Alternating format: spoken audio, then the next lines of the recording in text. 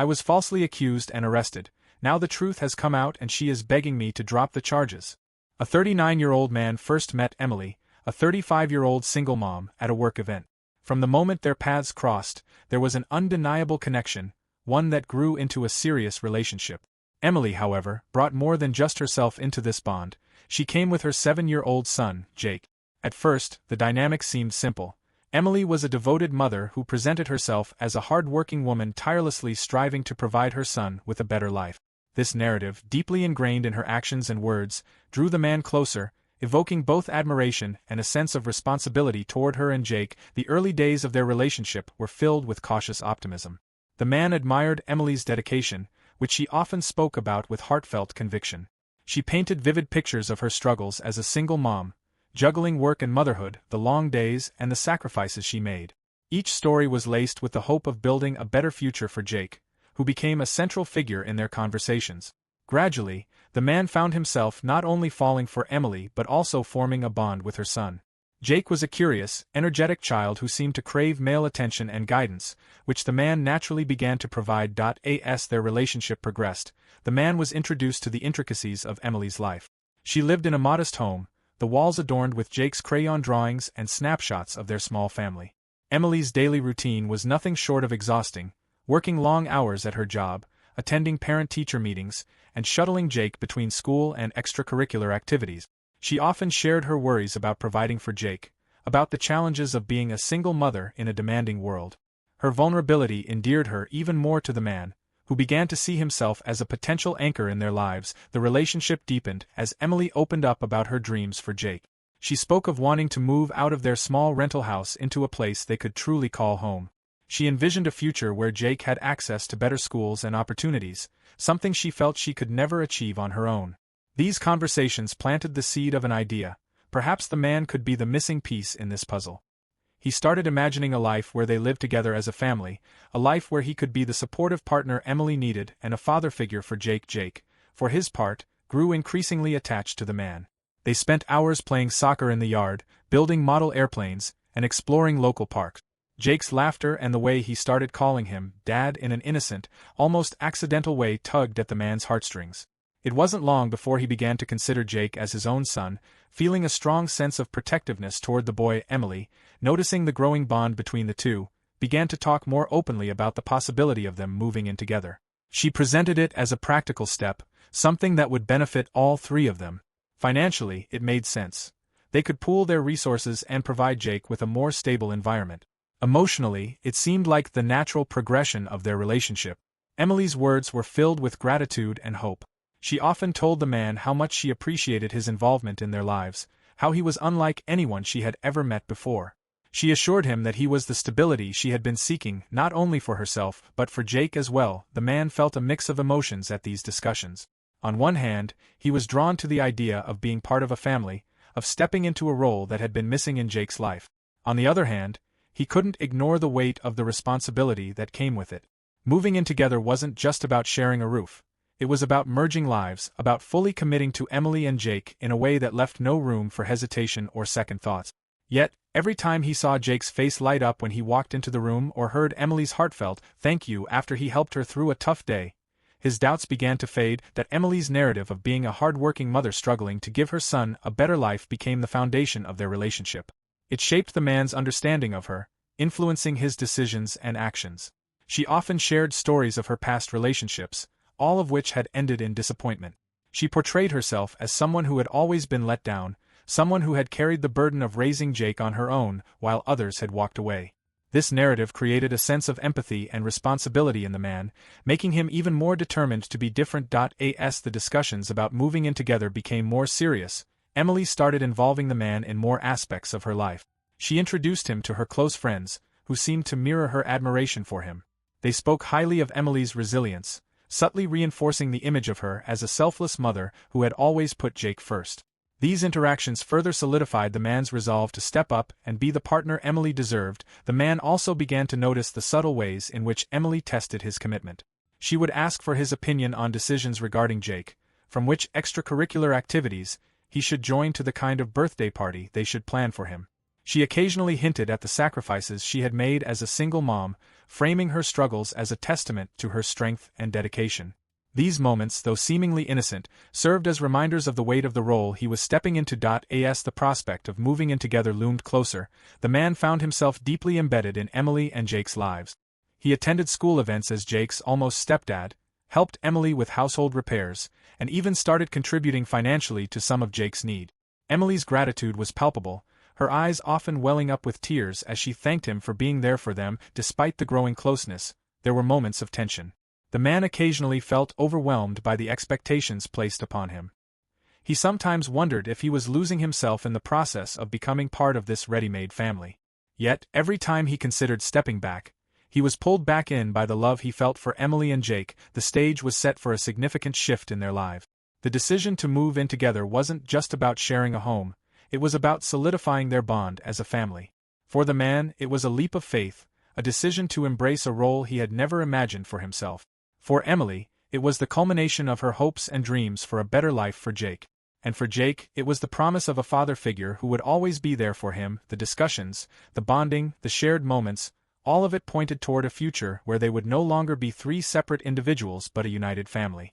Yet, as with any story, the true test of their relationship lay in what was to come, in the challenges they would face together as they tried to turn this dream into reality. The cracks began to show shortly after Emily and the man decided to move in together. At first, they were subtle, small, almost imperceptible shifts in behavior that could be dismissed as quirks or adjustments to sharing a life with someone. Emily, who had always painted herself as a hard-working and selfless single mother, started showing a different side.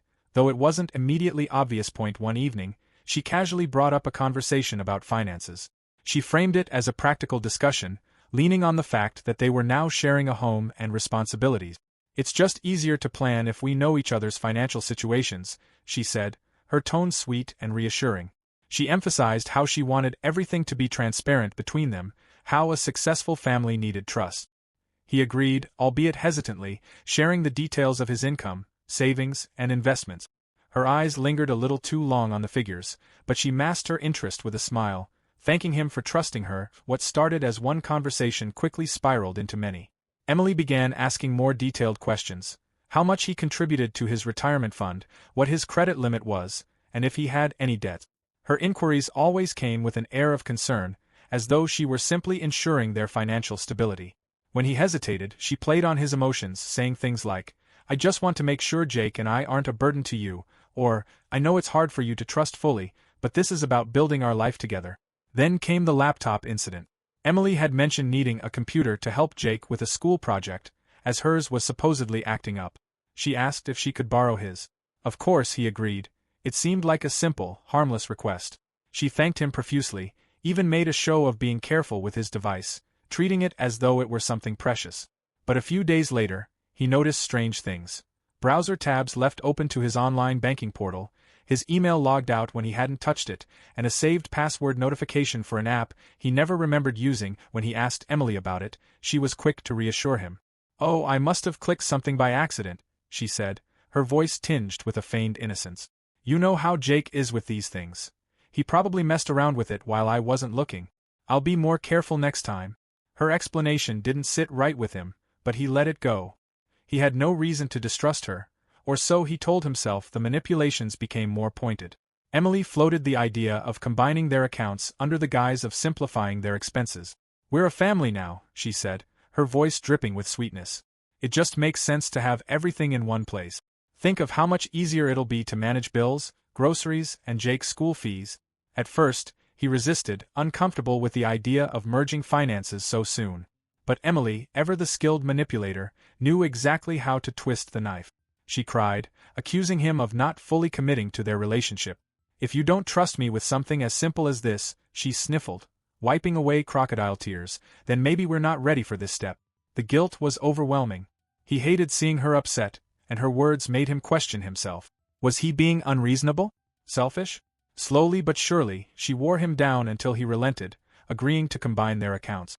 Emily played the part of the grateful partner perfectly, showering him with affection and promising that this was the best decision for their future.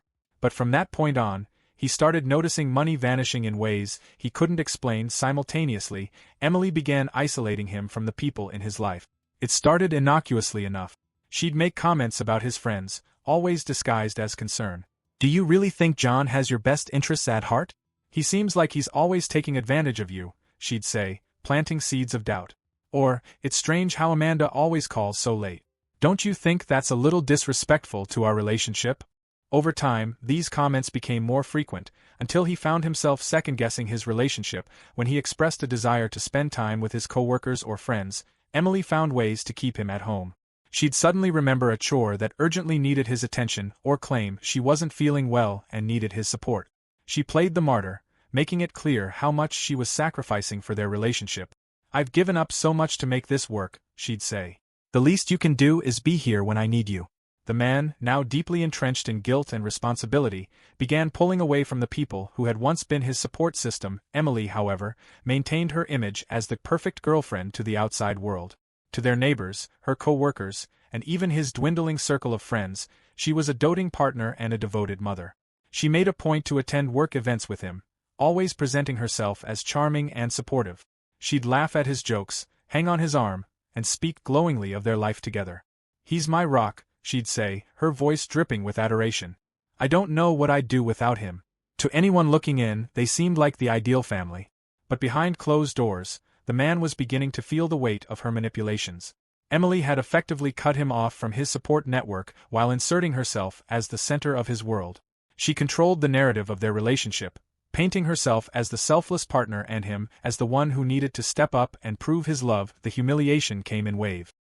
He'd overhear Emily on the phone with her friends, downplaying his contributions or joking about how clueless he was about managing finances. "I had to take over," she'd say with a laugh. "He's hopeless with money. Can you believe he didn't even want to combine accounts? Men can be so stubborn." These comments, though seemingly innocuous, chipped away at his self-esteem. He began to question his own capabilities, his judgment, and, most painfully, his worth.at work. He noticed a change in how people interacted with him. Emily's subtle criticisms of his coworkers had caused him to distance himself, and now, the once warm camaraderie he enjoyed had turned cold. Invitations to after-work drinks stopped coming. Colleagues no longer dropped by his desk for casual chat. He was alone, both at home and in his professional life. With Emily as the only constant, the man, once independent and confident, found himself ensnared in a web of manipulation. Emily had meticulously constructed a world where she held all the power, leaving him isolated, humiliated, and questioning his own reality. Her actions were calculated, each move designed to tighten her grip on his life while maintaining her image as the perfect partner. Despite everything, he couldn't bring himself to confront her. Every time he considered it, he was met with the memory of her tears, her words about building a life together, and the bond he had formed with Jake. He told himself that this was just a rough patch, that things would get better. But deep down, he couldn't ignore the growing sense of unease, the nagging feeling that he had lost control of his own life. The man's life took a devastating turn on a seemingly ordinary afternoon. It began with Jake, the 7-year-old boy he had grown to love like his own son, storming out of his bedroom with a mix of anger and fear etched across his face. At first, the man assumed it was just a tantrum. Jake had been acting more distant lately, but nothing he couldn't handle with patience. Emily appeared seconds later, her face pale and trembling, as she wrapped her arms around Jake and pulled him close. Her eyes darted toward the man with a mix of fear and accusation that froze him in place. "What's going on?" he asked, his voice steady despite the sudden tension in the air. Emily didn't answer immediately. Instead, she crouched down to Jake's level, murmuring something soothing to the boy. Finally, she stood, her expression shifting from concern to something colder, something he had never seen before. "Jake says you hurt him," she said, her voice quivering slightly. Though her gaze was piercing, the words didn't register at first. "Hurt him?" He looked at Jake, who refused to meet his eyes, clinging tightly to Emily as though he were a shield. "What are you talking about?" he asked, his voice rising in panic. "Jake, I would never," but Jake burst into tears, burying his face in Emily's shoulder. "He pushed me," Jake sobbed. "He said I'm a bad boy. He hit me." The man staggered back, disbelief washing over him. "What? That's not true. Emily, you know that's not true. I would never hurt him." But Emily didn't look convinced. Her hand rested protectively on Jake's head as she took a step back. "I don't know what to think," she whispered, though her tone was laced with something far more deliberate. But I can't ignore what Jake is saying. I have to protect my son. It spiraled out of control from there. Emily called the police, her trembling voice recounting the accusations as Jake cried in the background. The man tried to plead with her, to reason with her, but she wouldn't listen. I can't take any chances, she kept repeating. If it's true, I can't let this go. When the police arrived, the humiliation hit like a sledgehammer. 2 officers entered the house, their faces set with grim professionalism. The man was handcuffed in front of Emily and Jake, his protests falling on deaf ears. "You're making a mistake," he shouted. "I didn't do anything. Emily, you know me." But Emily stood silently, her arms wrapped tightly around Jake as the officers led him out of the house. The neighbors gathered outside, their curious faces turning into whispers as they watched him being placed into the back of a police car. The humiliation was unbearable. These were people he had waved to every morning, people who had once smiled at him as they passed by. Now they looked at him as though he were a monster. The interrogation was a nightmare. Sitting in a cold, sterile room, he was bombarded with questions from detectives who seemed to have already made up their mind. They showed him photos of Jake with faint red marks on his arm, marks he couldn't explain but knew weren't his doing. "Why would Jake make this up?" one of the detectives asked, his tone accusatory. "What reason would a 7-year-old have to lie?" "I don't know," the man shouted, his voice cracking with desperation. "But I didn't do this. I love that boy like he's my own. I would never hurt him." His pleas fell on deaf ears. The detectives didn't believe him, and the humiliation deepened as they confiscated his phone, his laptop, and even his personal journal, searching for any evidence that could corroborate Jake's claims. They found nothing, but the damage was already done when he was released on bail a few days later. His world had completely unraveled. News of his arrest had spread like wildfire. Social media was flooded with posts and comments condemning him, with neighbors and co-workers sharing their shock and disgust. His name was dragged through the mud, his character shredded by people who had once admired him. "I always knew there was something off about him," one comment read. Another said, "I can't believe I let my kids near him." His job was next. His boss called him into the office, the air thick with discomfort. "We have to suspend you while this is being investigated," his boss said, avoiding eye contact. "It's a liability issue." "I'm sorry." The suspension came with a freeze on his pay, leaving him financially stranded. Worse still, Emily had already moved to lock him out of their joint account. When he tried to access his funds, he was met with error messages and declined transactions. Panicked, he contacted the bank, only to be told that Emily had flagged the accounts, citing suspicious activity. Everything he had was suddenly out of reach. Returning to the house was out of the question. Emily had filed for an emergency protective order, barring him from coming within 500 feet of her or Jake. He was left with no choice but to stay in a dingy motel, paying for it with what little cash he had left. Alone in the cramped room, he stared at the ceiling, his mind racing with questions he couldn't answer. Why would Jake lie? Why would Emily let this happen? Was this always part of her plan, or had something gone horribly wrong? The isolation was unbearable. Friends he had known for years stopped answering his calls, their silence louder than any accusations. Co-workers who had once been friendly now avoided him, their discomfort evident in the curt replies to his desperate messages. Even his own family seemed hesitant, their voices filled with doubt when he tried to explain. "We support you," his sister had said over the phone, but the hesitation in her tone made it clear she wasn't entirely convinced. Weeks passed, each day stretching into an eternity as he lived in limbo. The legal process was slow and grueling, with court dates constantly delayed. The public humiliation only grew, with local news outlets picking up the story and plastering his face on their broadcast. "Local man accused of child abuse," the headlines read, each word cutting deeper into his already shattered psyche.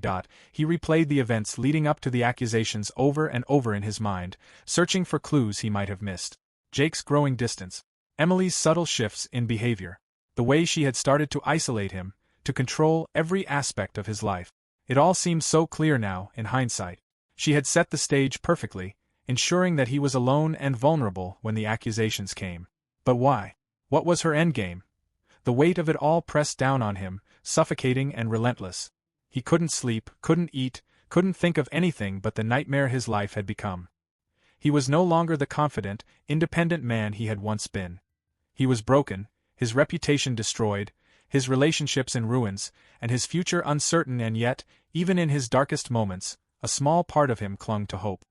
He didn't know how, but he was determined to prove his innocence, to reclaim his life, to uncover the truth about Emily, about Jake, and about the lies that had turned his world upside down.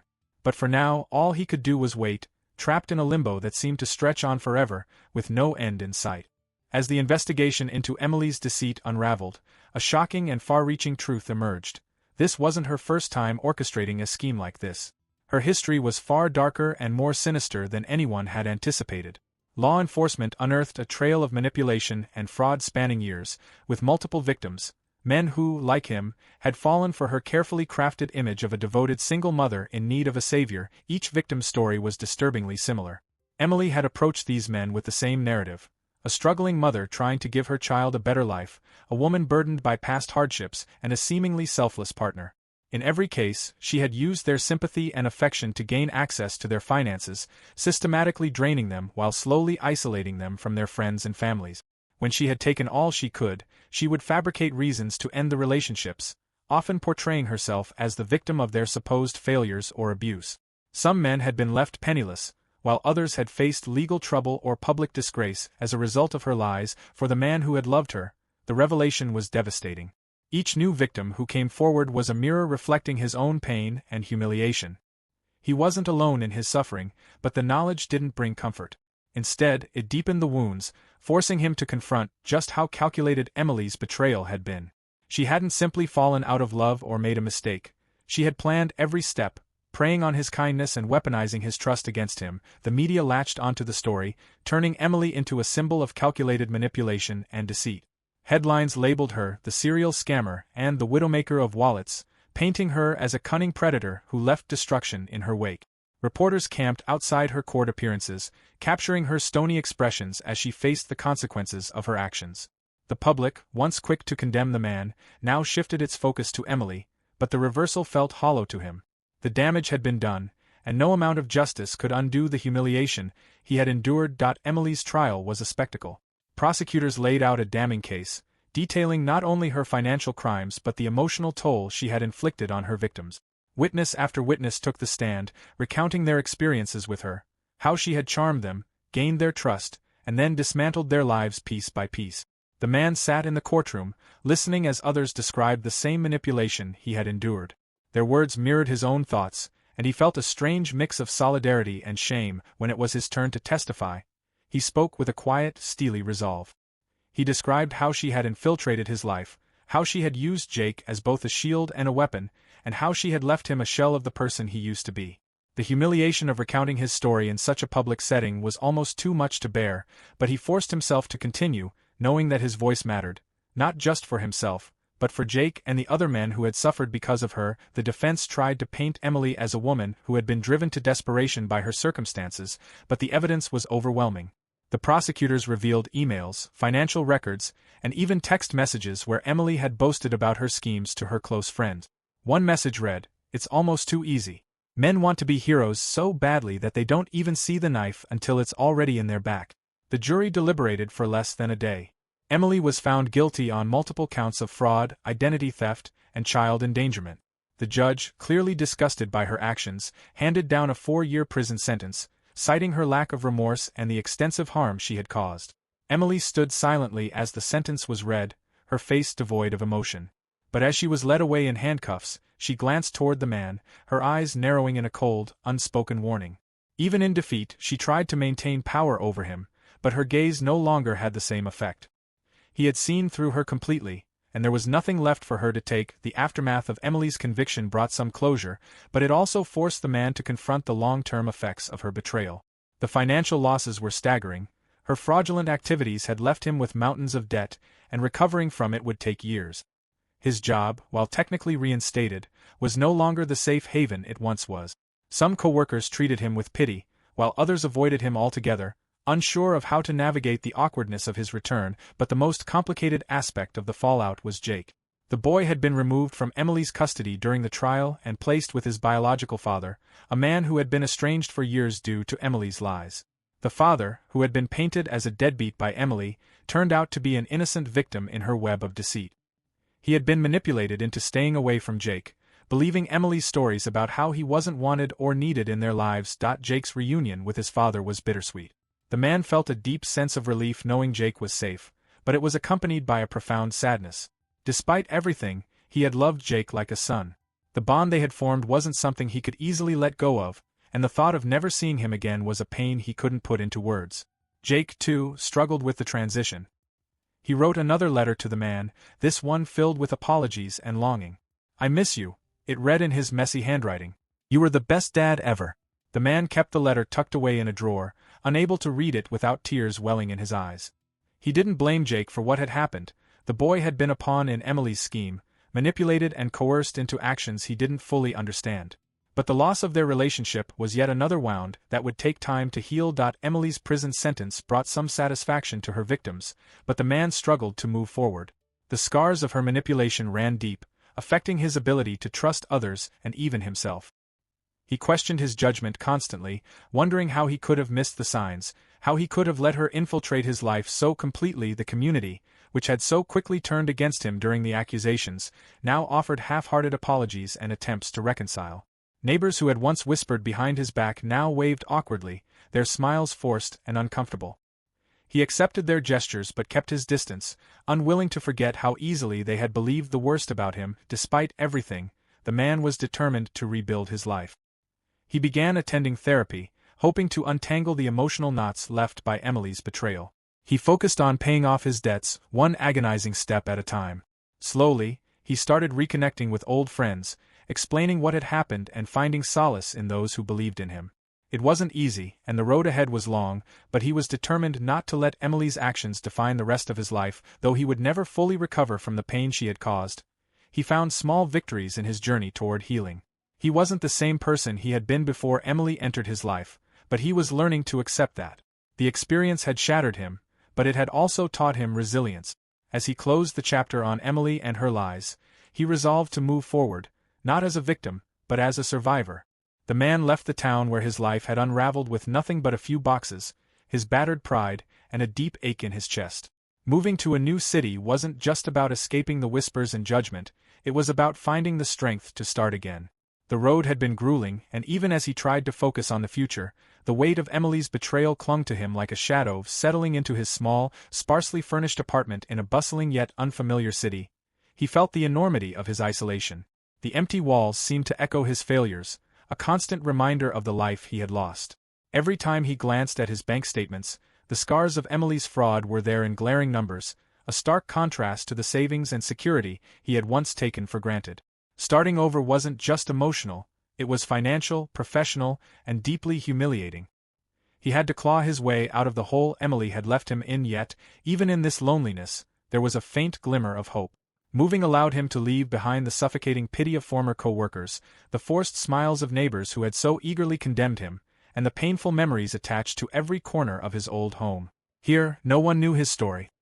He could rebuild without the constant reminder of his humiliation.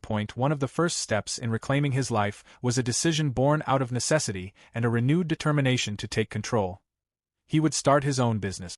Returning to work under someone else's scrutiny felt unbearable. He couldn't face the possibility of whispers or sideways glances from colleagues who might have read about his past. Instead, he decided to channel his skills into something of his own, a small consulting firm offering project management and logistical solutions, leveraging his years of expertise. It was a gamble, especially given his limited funds, but it was one he needed to take.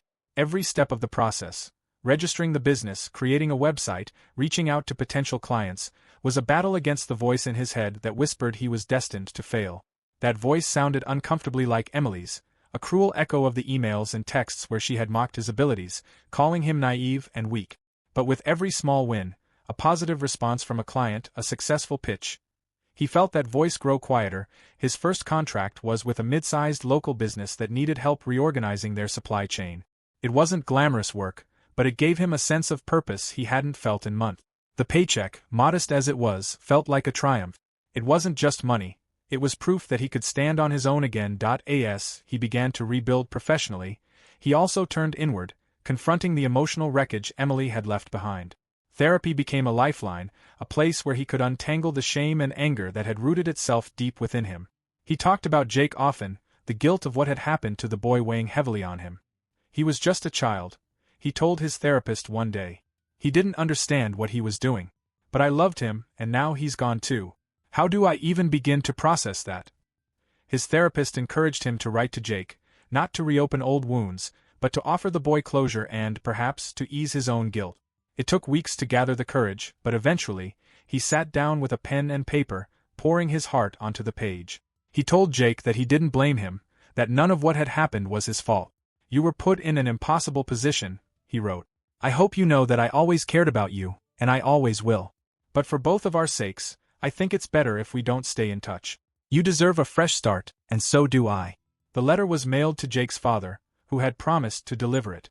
Though he would never know how Jake responded, sending it felt like releasing a weight he had carried too long.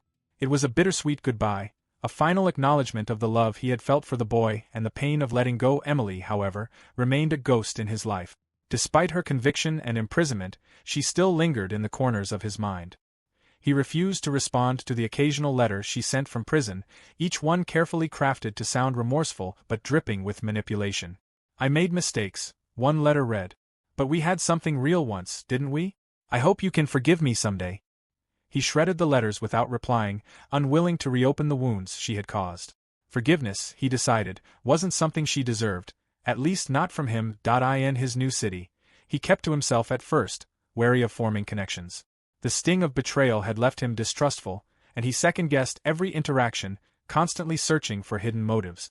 But slowly, cautiously, he began to let people in.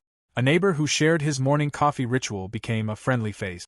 A client turned into a casual friend, someone who appreciated his dry humor and unpretentious honesty. He still carried the scars of what had happened, but he was learning to navigate the world without letting them define him. One of the hardest lessons he had to learn was to trust his instincts again. Looking back, he saw all the red flags he had ignored with Emily, the subtle manipulations, the too perfect image she had crafted, the way she had slowly isolated him. He had dismissed those feelings at the time, convincing himself that he was being paranoid or unfair. Now, he vowed never to silence his gut instincts again. If something felt wrong, he would listen. Over time, the pieces of his life began to come together. His business grew, and with it, his confidence. He moved into a slightly larger apartment, one with enough space to finally unpack the boxes he had left untouched since his move. For the first time in years, he felt a sense of stability, not just financially but emotionally. Yet, there were still moments when the past crept in. A commercial for a children's toy would remind him of Jake's laughter. An offhand comment from a stranger about trust would bring Emily's betrayal rushing back. These moments were painful, but they no longer consumed him. He had learned to acknowledge them, to feel the hurt and then let it pass. The man knew he would never be the person he was before Emily entered his life. The experience had changed him in ways he couldn't fully articulate. But as he stood in the bright light of his new office, reviewing plans for an upcoming project, he realized that wasn't entirely a bad thing. He was stronger now, more cautious but also more resilient. He had been broken, humiliated, and betrayed, but he had survived. And in that survival, he found a quiet kind of triumph. His fresh start wasn't perfect, and there were still battles to fight, both within himself and in the world around him. But for the first time in a long time, he felt hopeful. The scars Emily had left would always be there, but they no longer defined him. He was more than the man she had tried to destroy. He was a survivor, and he was ready to keep moving forward.